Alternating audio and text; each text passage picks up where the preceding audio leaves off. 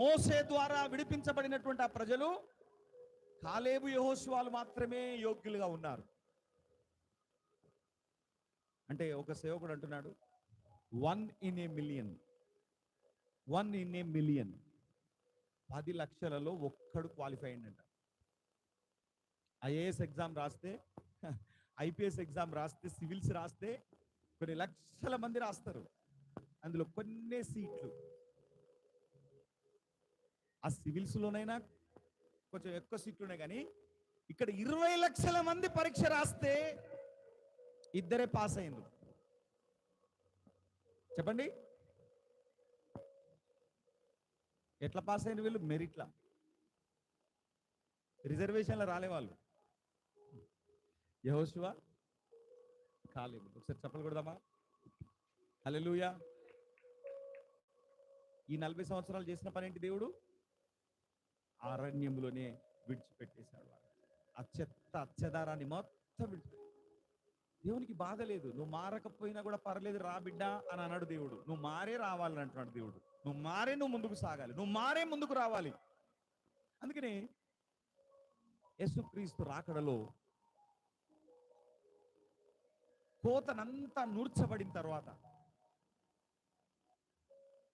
రైతు ఏం చేస్తాడంటే కళ్ళములో చేటతో తూర్పారబడతాడు. తూర్పారబడితే అతను కోసినప్పుడు ఉన్నటువంటి పంటకు తర్వాత చూస్తే సగం అవుతుంది. ఎందుకు? మిగతా సగం ఏమున్నది అందులో? తాలు, చెత్త, గడ్డి. కానీ అది కలిపే ఉన్నప్పుడు ఎలా ఉంది ఇదంతా? రైతు అనుకుంటాడు చాలానే ఉన్నది, నాకు చాలా పండింది అనుకుంటాడు. తూర్పారబడితే ఎంత పండిందో అర్థమవుతుంది. అందుకని రైతు ఏం చేస్తాడు? తూర్పారబడితే తాలు, గడ్డి, పొట్టు, చెత్త, ధూళి అంతా ఎగిరిపోయి శ్రేష్టమైన విత్తనాలు మాత్రమే నిలిచుంటాయి. యేసుప్రభుకి అవే కావాలి. ప్రైజ్ ది లార్డ్, హల్లెలూయా. అందుకని యేసుప్రభు అన్నాడు తెలుసా? మారు మనస్సుకు తగిన ఫలమును మీరు ఫలించండి. అయ్యా, నేను నమ్ముకున్నాయా యేసుప్రభును, నేను కూడా మారు మనస్సు పొందినా, నేను కూడా బాప్సం పొందినా, నేను కూడా రొట్టె ద్రాక్షరసం తీసుకుంటున్నాను, నేను కూడా ప్రతి ఆదివారం సంఘానికి వస్తున్నాను. అయితే నీ ఫలం ఏదో చూపెట్టు, నీ మారు మనస్సు తగిన ఫలం ఏదో చూపెట్టు. డాక్టర్ దగ్గరికి పోయినప్పుడు అనారోగ్యం వచ్చిందని పోతే ఫస్ట్ డాక్టర్ చూసే టెస్ట్ ఏంటో తెలుసా? ఏంటిదమ్మా? నాలుగు తెరవంటాడు. క్రైస్తవులలో కూడా మారు మనస్సు పొందిన వాడి యొక్క లక్షణాలలో అతి శ్రేష్టమైన సూచన ఎక్కడ కనపడుతుంది అంటే నాలుకలనే కనపడుతుంది. వాళ్ళ మాటతోనే చెప్పొచ్చు వీడు రక్షింపబడ్డోడా కాదా. Praise the lord, hallelujah. Praise the lord, hallelujah. ఎలా ఉంది నీ నాలుక? వాళ్ళ మాటలతోనే తెలిసిపోతుంది వాళ్ళ స్టాండర్డ్ ఏందో. ఒక వ్యక్తి యొక్క స్టాండర్డ్, ఒక వ్యక్తి యొక్క జీవిత విధానము, వాళ్ళ ఆత్మ ఎలా ఉందో, వాళ్ళ అంతరంగం ఎలా ఉందో, వాళ్ళ స్వభావం ఎలా ఉందో అంత నాలుకలు కనపడుతుంది.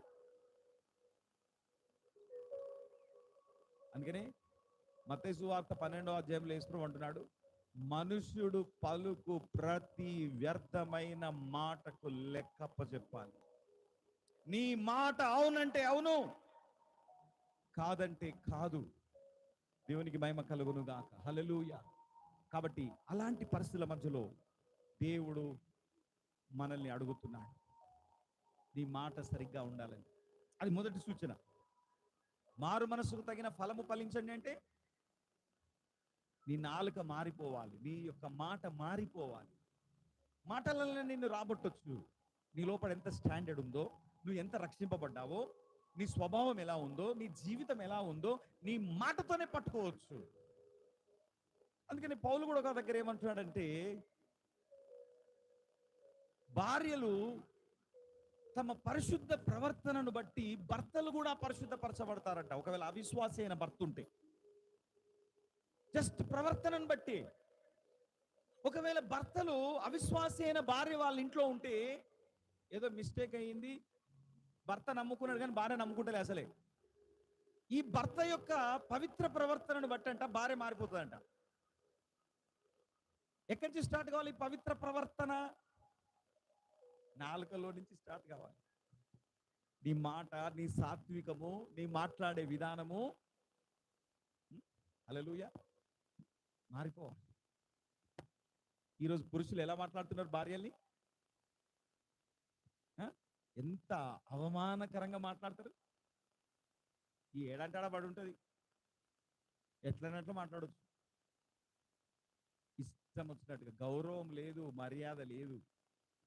ఏ ఇంటిలోనైతే స్త్రీ అవమానపరచబడుతుందో ఆ ఇంట్లో ఆశీర్వాదం ఉండదు. స్త్రీ మిక్కిలి బలహీనమైన ఘటం. అది ఆమె తల్లి కావచ్చు, చెల్లె కావచ్చు, అక్క కావచ్చు, భార్య కావచ్చు, who ever it may be. A women must be honoured. ఒక స్త్రీ ఘనపరచబడాలి. ఎందుకంటే బలహీనురాలు, బలహీనమైన ఘటం. పురుషులు ఏం చేస్తారు? స్త్రీలను ఇట్లా తీసిపడేస్తారు, ఇష్టమైన వాళ్ళాడతారు. జాగ్రత్త, నీ ఇంట్లో ఆశీర్వాదం రాదు. నీ నోటి మాట ద్వారా ఆశీర్వాదాలు పోగొట్టుకుంటున్నారు.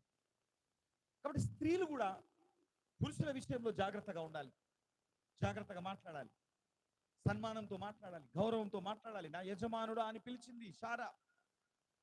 స్త్రీలు ఎలా మాట్లాడుతున్నారు మీ పురుషులతో? ఇష్టం వచ్చినట్టు మాట్లాడద్దు. Respect, honour your husband, he is your head. ఆయన నీ యొక్క శిరస్సు. పెండ్లైన భార్యలు చెప్పండి, నా భర్త నాకు శిరస్సు అని.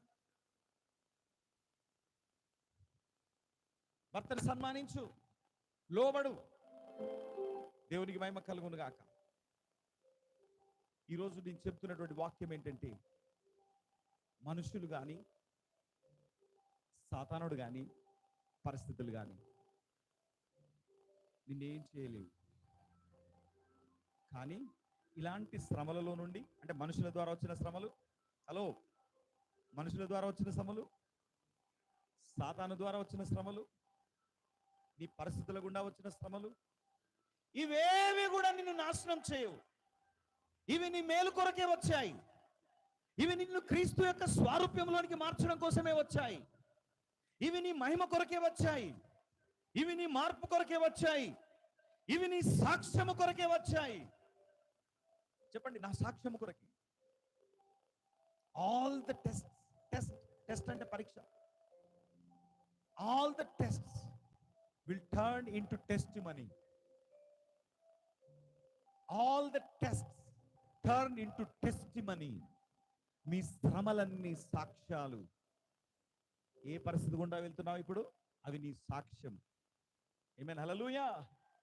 ఆల్ ద మెస్ అంటే మొత్తం చెడిపోయింది, ఏం లేదు. కుండ చేతులోంచి కింద పడ్డది, ఏముంటాయి? పెంకలే ఉంటాయి. చెప్పండి, ఏముంటాయి? దాన్ని మెస్ అంటారు ఇంగ్లీష్లో.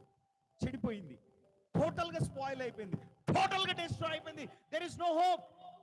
So all the mess in your life will become a message.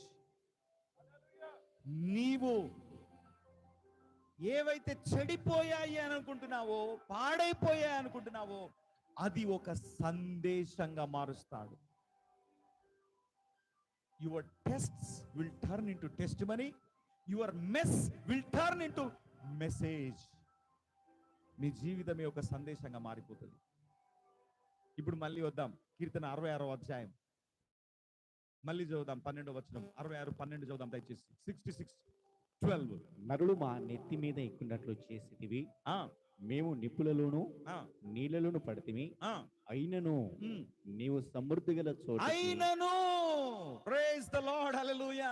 ఈ ఫస్ట్ 3 ఎక్స్పీరియన్సెస్ లో, ఈ ఫస్ట్ మనుషులు, సైతాను, పరిస్థితులు. చెప్పండి, మనుషులు, సైతాను, పరిస్థితులు. ఇప్పుడు మనుషులు ఎవరన్నా చేస్తారా మీ జీవితంలో?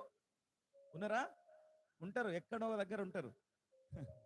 సాతానుడు కూడా ఏదో ఒక రీతికి చేస్తూ ఉంటాడు. లేక పరిస్థితులు కూడా నలుపుతా ఉన్నాయి, మిమ్మల్ని నలగొడతా ఉన్నాయి, బండకేసి కొడతా ఉన్నాయి ఒక్కోసారి. అయినను చెప్పండి, అందరు చెప్పండి. మళ్ళీ చెప్పాలి గట్టిగా. అయినను, మళ్ళీ చెప్పండి. అయినను నీవు సమృద్ధి గల చోటికి సమృద్ధి గల చోటికి మమ్ము మమ్ము రప్పించి ఉన్నావు. చూసారా, సమృద్ధి. చెప్పండి అమ్మా, చెప్పండి, గట్టిగా చెప్పాలి. మనుషులు మీ నెత్తి మీద ఎక్కినప్పుడు మీకు సమృద్ధి ఉండదు. సాతానుడు మీ జీవితంలో నలగొడుతున్నప్పుడు సమృద్ధి ఉండదు. పరిస్థితులు మీ జీవితంలో మిమ్మల్ని చిందర వందర చేస్తున్నప్పుడు సమృద్ధి ఉండదు. అన్ని పోగొట్టుకుంటాము. ఏ విధమైనటువంటి సహాయం కనపడదు. ఎవరు మనతో మంచిగా ఉండేవారు కనపడరు. మనల్ని ప్రేమించేవారు కనపడరు. మనల్ని ప్రోత్సహించేవారు కనపడరు. అయినను, ఎందుకు అయినను? దేవుడు నీ శ్రమలను ఏం చేస్తున్నాడు తెలుసా? ఇప్పుడు ఆశీర్వాదాలుగా మారుస్తున్నాడు. ఈ శ్రమ వెనుకాల శ్రేష్టమైన ఆశీర్వాదాలు ఇస్తున్నాడు. ఇప్పుడు ఎవరెవరైతే శ్రమల గుండా నడుస్తున్నారో, ఇప్పుడు ఎవరెవరైతే కన్నీళ్ళ గుండా నడుస్తున్నారో, ఇప్పుడు ఎవరెవరు బాధల గుండా నడుస్తున్నారో, ఇప్పుడు ఎవరెవరు శ్రమలు శోధనల గుండా నడుస్తున్నారో, వారి కొరకు శ్రేష్టమైన ఆశీర్వాదాలు రాబోతున్నాయి. శ్రేష్టమైన ఆశీర్వాదాలు రాబోతున్నాయి. అయినను అంటే ఈ శ్రమలు వాళ్ళని నాశనం చేయలేదు. మనుషుల వల్ల మీరు నాశనం కాలేదు. పరిస్థితుల వల్ల మీరు నాశనం కాలేదు. వారికి వారి జీవితంలో ఎదుర్కొంటున్నటువంటి సాతాను యొక్క శోధనల వీళ్ళు నాశనం కాలేదు. కానీ దేవుడు ఏం చేసినంట? ఈ శ్రమలన్నిటి తర్వాత ఏం చేసినంట? సమృద్ధి గల చోటులోనికి దేవుడు తీసుకొని వచ్చాడు. ఎంతమంది కావాలి సమృద్ధి? చెప్పండి, అందరు సమృద్ధి అని చెప్పండి. ఎంతమంది కావాలి? ఎంతమంది కావాలి? ఎస్, ఈ రోజున సమృద్ధి విడుదలవుతా ఉంది. ఈ రోజున దేవుడు నూతన ఆశీర్వాదాలు విడుదల చేస్తున్నాడు. అందరు లేచి నిలబడి దయచేసి. ఈ రోజున సమృద్ధితో నువ్వు ముందుకు వెళ్ళాలి దేవుని బిడ్డ. రిబాలా రాబా షకలా బాబా, ఇది పరిశుద్ధాత్మ దేవుడు ఇచ్చాడు మీతో మాట్లాడమని. సమృద్ధిని ఇవ్వబోతున్నానని చెప్పు అని చెప్తున్నాడు దేవుడు. రిబాలా రాబా షకలాబా, సమృద్ధి సమృద్ధి సమృద్ధి. చెప్పండి, పలకండి, అట్లాగే పలకండి, పలకండి, పలకండి. సమృద్ధి అని పలకండి, సమృద్ధి అని పలకండి. చెప్పాలి, అందరు చెప్పాలి. సమృద్ధి సమృద్ధి సమృద్ధి. రబా షకల బాబా బాబా, ఓ రిఖా బాబా బాబా, ఓ రిబాలా రబా షకర బాబా. నువ్వు ఎదుర్కొన్న కన్నీళ్లు, నువ్వు ఎదుర్కొన్న శ్రమలు, నువ్వు ఎదుర్కొన్న బాధలు, నువ్వు ఎదుర్కొన్న దుఃఖాలను దేవుడు తీసివేసి సమృద్ధితో నింపబోతున్నాడు. సమృద్ధితో నింపబోతున్నాడు. సమృద్ధితో నింపబోతున్నాడు. ఎస్, ఈ రోజు నుంచి 7 వారాలలో, ఈ రోజు నుంచి 7 వారాలలో నీ జీవితం టోటల్ గా మారిపోబోతున్నది. In the days to come 7 weeks, 7 వారాలలో నీకు దేవుడు పూర్తి సమృద్ధిలో నడిపించబోతున్నాడు. 7 సంవత్సరాలు యోసేపుకు చెప్పాడు. 7 సంవత్సరాలు సమృద్ధిగా పండుతుందని చెప్పినట్టుగా 7 వారాలలో నీ పరిస్థితిని మార్చబోతున్నాడు. ఎవరు కూడా 7 వారాలు మిస్ కావద్దు. నీ జీవితంలో నిజంగా సమృద్ధి కావాలని కోరుకున్నట్లయితే ఈ రానున్నటువంటి 7 వారాలు సమృద్ధిని గురించే పరిశుద్ధాత్మ దేవుడు మాట్లాడబోతున్నాడు. సమృద్ధిని గురించే దేవుడు మాట్లాడబోతున్నాడు. In the coming 7 weeks God is going to speak to you about abundance. సమృద్ధి సమృద్ధి. ఎంతమంది కావాలి సమృద్ధి? ఎస్, నీ బాధలు, నీ దుఃఖాలు, నీ శ్రమలు చాలు అంటున్నాడు దేవుడు. చాలు అంటున్నాడు. మీ దుఃఖ దినములను తీసివేస్తున్నాను, మీ శ్రమలను కొట్టివేస్తున్నాను. ఎస్, రబా షబలబ రబా షకలబ రిబా బాబా. 2 చేతులు చక్కగా పైకెత్తుదాం. 2 చేతులు చక్కగా పైకెత్తుదాం. 2 చేతులు చక్కగా పైకెత్తుదాం. ఇదిగో మనుషులు మా నెత్తి మీద ఎక్కున్నట్లు చేసిదివి. మేము అగ్నిలోను నిప్పులలోను పడిపోతిమయ్యా. అందులో కొట్టుమిట్లాడుతున్నాం ప్రభువా. ఇంకా మేము అగ్నిలో ఉన్నాము. ఇంకా మనుషులు మమ్మల్ని తొక్కుతున్నారు. ఇంకా మనుషులు మమ్మల్ని బాధ పెడుతున్నారు. మా శత్రువులు మమ్మల్ని నాశనం చేయడానికి ప్రయత్నం చేస్తున్నారు.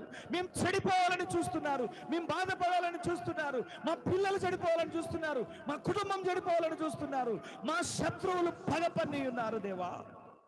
అయినను ప్రభు అంటున్నాడు, అయినను సమృద్ధిలోనికి నేను మిమ్మల్ని నడిపించబోతున్నాను. సమృద్ధిలోనికి నేను మిమ్మల్ని నడిపించబోతున్నాను.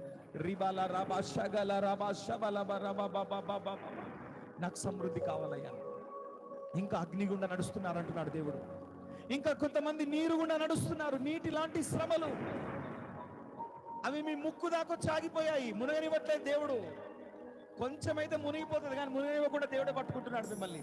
దేవుడే పట్టుకుంటున్నాడు మిమ్మల్ని. దేవుడే తన చేతులతో పట్టుకుంటున్నాడు.